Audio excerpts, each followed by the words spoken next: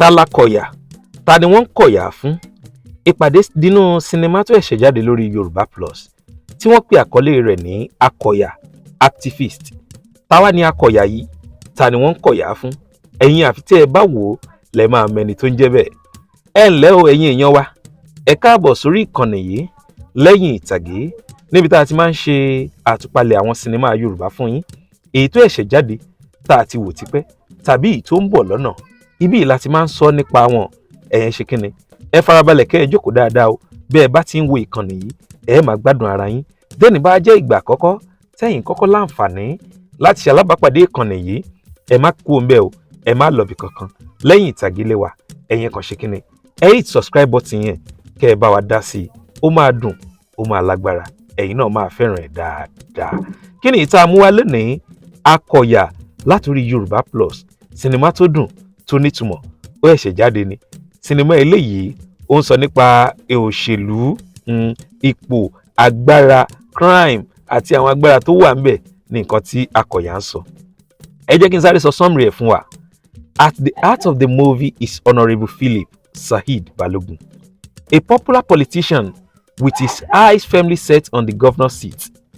Just as his ambition gained momentum, his political future is threatened by a shocking scandal: the murder of a woman named Bimbo Louis. Initially, an innocent man, Mr. Patrick, is arrested for the crime. However, as activists and investigators dig deeper, hidden truths began to surface. The story takes a dramatic turn when evidence points back to Honorable Philip himself, exposing the dark side of political ambition.